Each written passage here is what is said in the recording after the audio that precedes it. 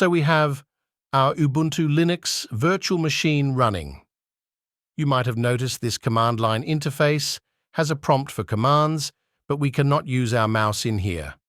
Also, we cannot select, copy, or paste anything in it, which might be a little bit irritating for newcomers. So we will use a very well-known Windows feature in our convenience. We will use Windows PowerShell to remotely operate our Linux virtual machine. First, we need our virtual machine's local IP address.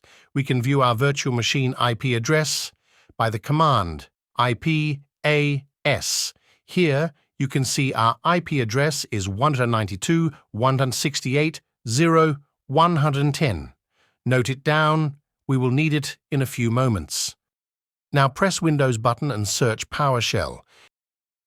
If you are unfamiliar with PowerShell, this is a built-in Windows command line tool which can perform tasks as instructed by the user from a command prompt. Now in our PowerShell, we will use Secure Shell aka SSH to remotely taking control of our Linux virtual machine. So type SSH and our username @ the local IP address of our virtual machine.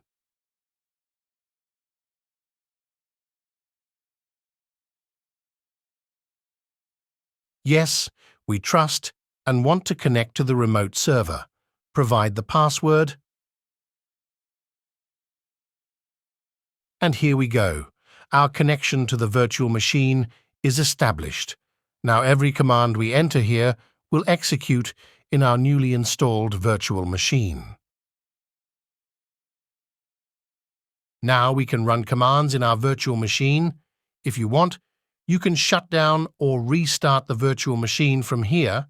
For that, you need to use Shutdown Now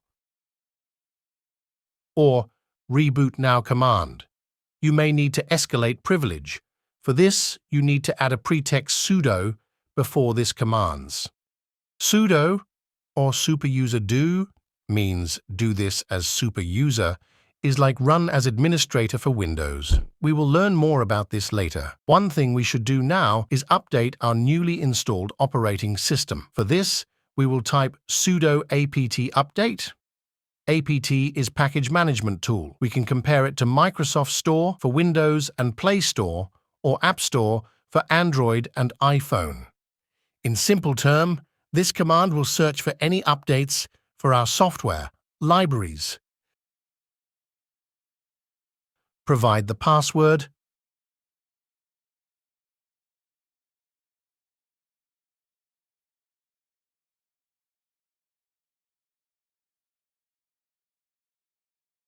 We can then update them by the command sudo apt upgrade. It will automatically download and install the packages. So now wait for all the packages to be updated.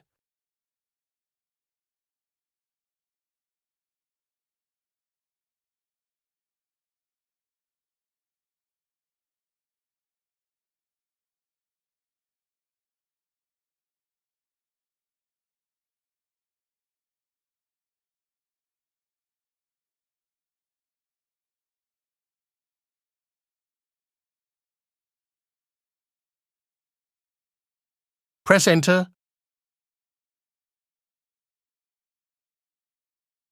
Again, Enter. Done.